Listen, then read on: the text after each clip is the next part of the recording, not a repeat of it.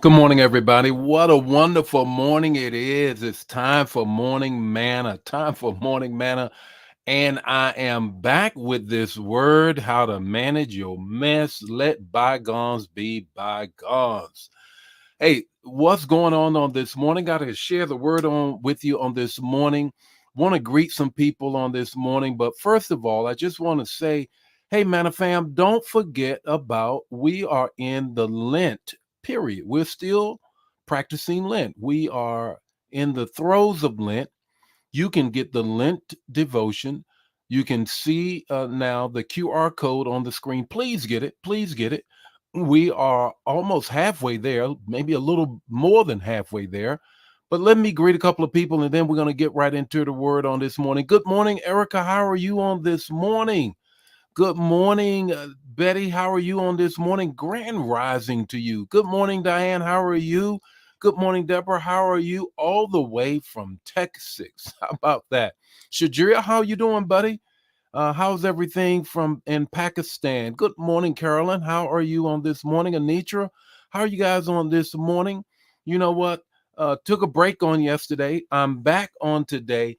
I got it on the screen. Please take your phones now if you're not watching on your phone, whatever the case may be, and get the Lent devotion. If you don't have the Lent devotion, we are operating in that whole thing, still going along with the Lent devotional.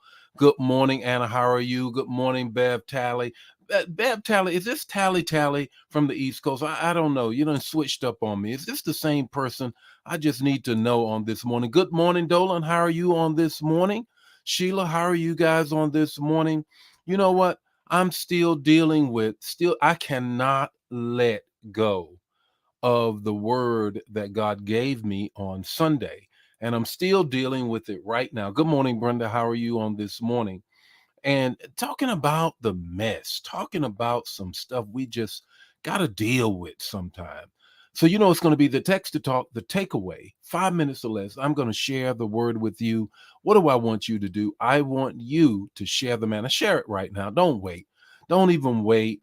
Angela from Greensboro, the angel of Burlington. I'm sorry, the angel of Burlington. I'll get it right. One of the two. Good morning, Elder. How are you on this morning?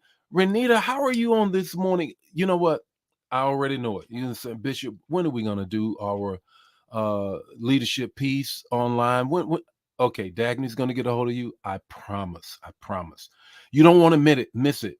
In fact, guys, you don't want to miss myself and Renita Alexander, a tremendous leader in Chicagoland, served in the Air Force, both she and I, and now doing leadership things similar to what I'm doing. She has a word for you, and we're going to get it together. Might even do a morning man. I don't know. What do you think about that, Renita? Tell me. Good morning. All right, nation's capital. Okay, all right, I got it right. Got it right on this morning. All right, a couple of more. Good morning, Jan. How are you, Elder? How are you on this morning?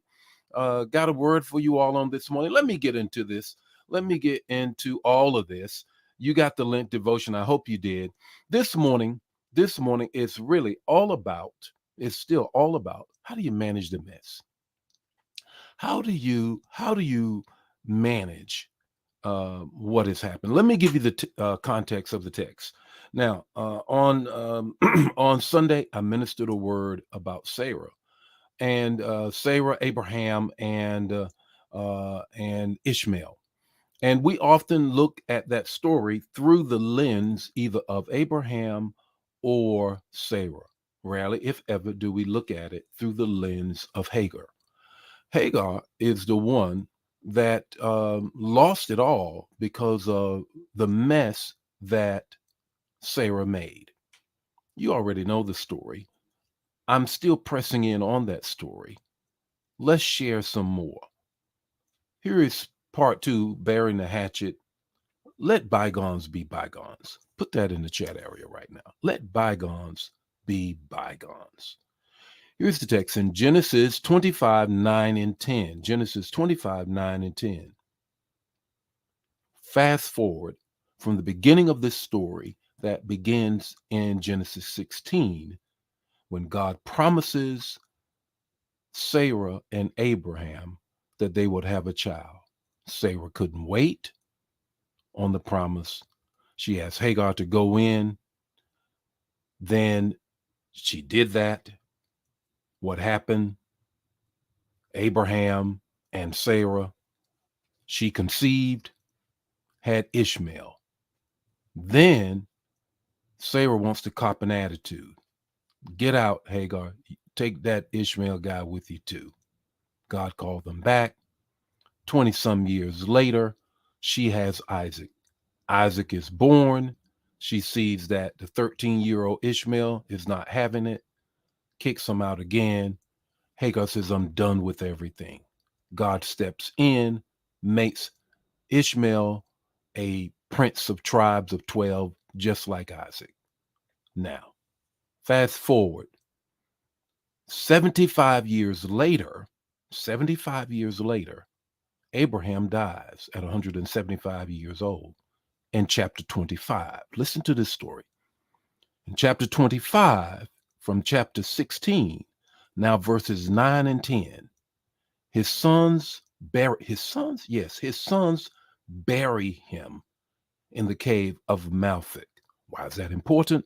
The 10th verse tells you Abraham was buried with his wife Sarah. Who does that? Ishmael and now Isaac come together to bury their father with Ishmael's stepmother. Come on now. What happens here? You got to let bygones be bygones. Three things. If you don't do this, you can't let it go. Talk it out.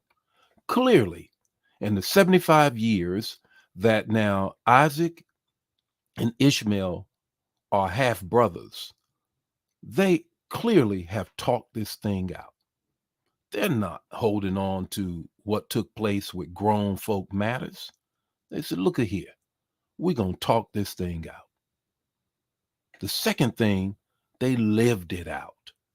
Both of them are over 12 tribes. Ishmael, by the way, is who we know to be the PLO right now. And all of the Arab nations that you see connect themselves to Ishmael, not to Isaac. Okay, let's keep talking. Talk it out. Live that thing out. The third thing is this: don't let it take you out. There are some things in life that will take you out if you don't let it go.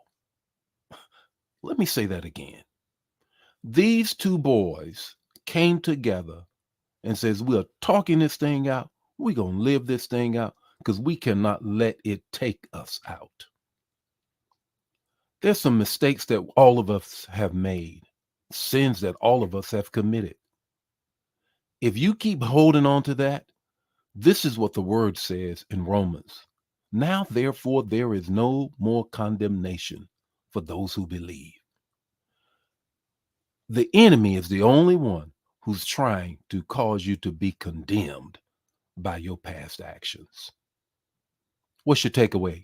Your takeaway this morning is messing with it and stirring it with it. Keep messing with it. It will keep stinking up the place. Let it go. Mess will stink as long as you stir in it. Let it go.